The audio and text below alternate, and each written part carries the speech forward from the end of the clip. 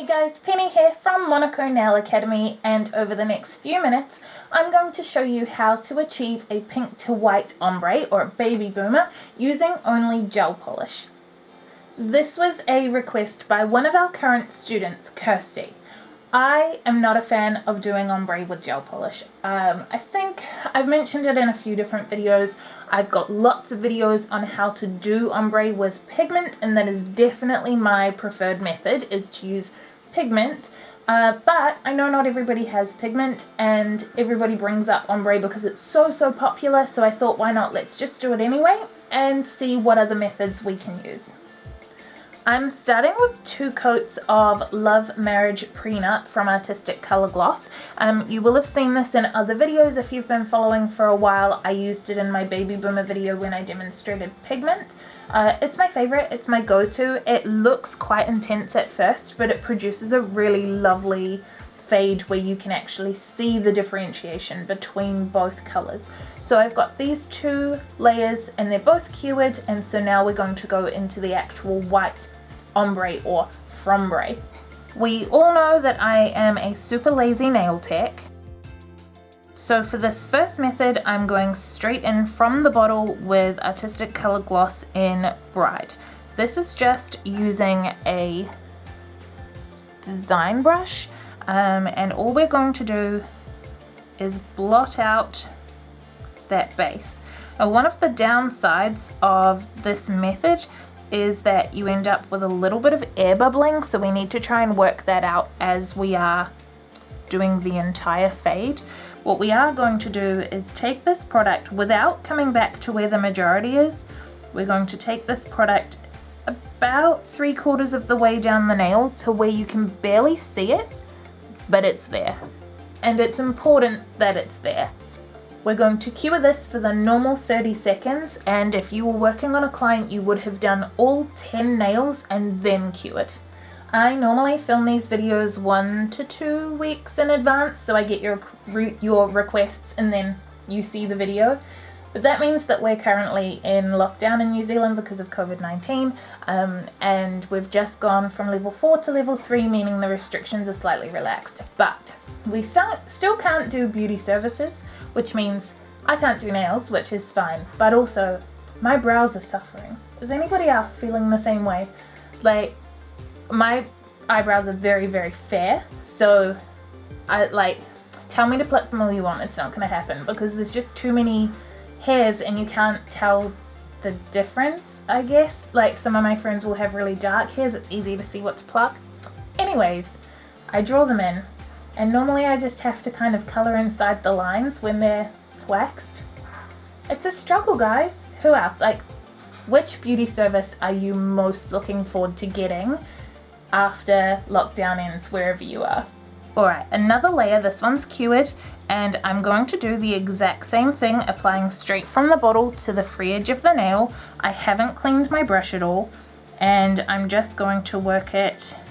This might actually be a little too much, so I'm going to grab a lint-free wipe and just take some of it off, but then go back and just work from side to side so that it's even, or taking thick parts forward. With that last layer we went 3/4 down. This time we're going to go just not quite as far. So anytime that you feel like you're getting blobs instead of blends, that's when you're going to wipe off your brush. And I want this to blend out nicely.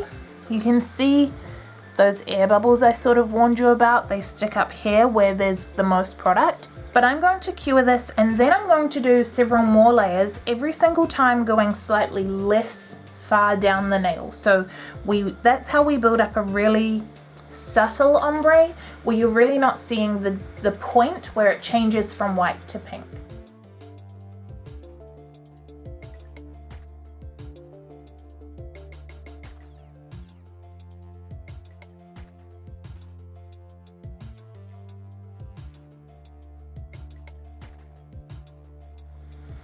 What I'm doing at this point is actually taking product away. So I wipe off my brush and then pat towards the base where I think there's too much color, and I'm taking product away rather than adding it. With each layer you need a little less product at the free edge because you're going less distance down the nail.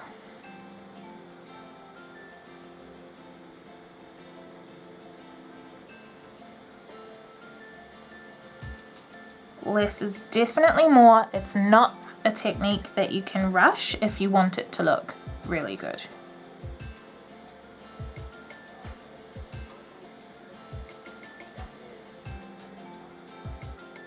This last layer is not really to increase the ombre, more so just to fill in a couple of gaps. Like there's just some little areas where I would like the white to be more even.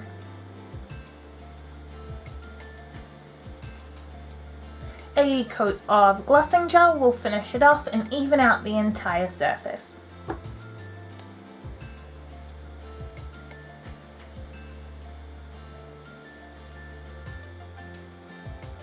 Option 2 is basically exactly the same but using a sponge instead of a brush.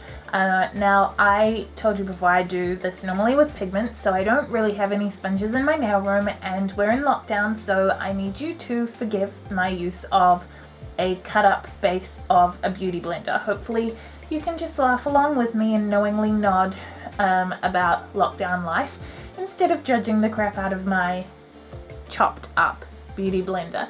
The pro of doing an ombre with a sponge of any kind instead of a brush is that the result tends to be smoother. The con is that it takes way longer. So at the end of the day, pigment rules my world.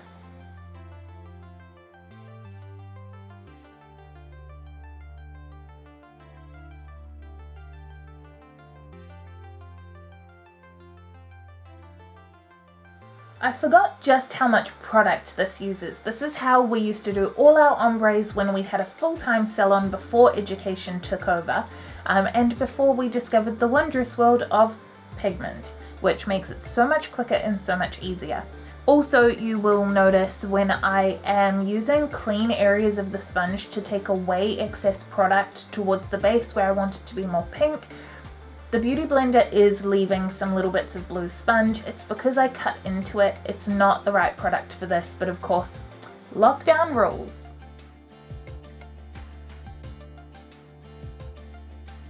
While that's curing, pop into the comments and tell me which method are you most likely to use, the brush, the sponge, or pigment. Normally I would say top coat fixes everything, but what it doesn't fix is tiny pieces of bright blue Beauty Blender sitting in your inhibition layer.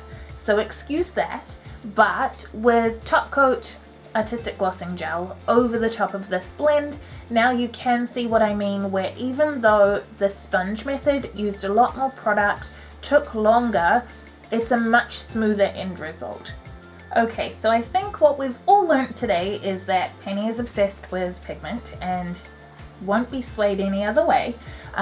But it was kind of nice to go back to the sponge method because it is how we started out running a full-time salon, and that was definitely something that was really common.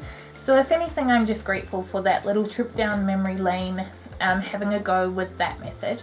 Hopefully though, between these two options and the pigment method, you have worked out a way that you can offer this to your clients as well. If you need more detailed help with nail art, head to our website www.monaco.ac.nz and search for the art of, where there's 10 different nail art modules that will come up. But before you disappear, please do give us a follow or a like because it really supports what we're trying to do with this channel. If there's anything that you would like to request to see in a future video, just tag me on Instagram or Facebook at Monaco Nail Academy, and until then, I will see you in the next video.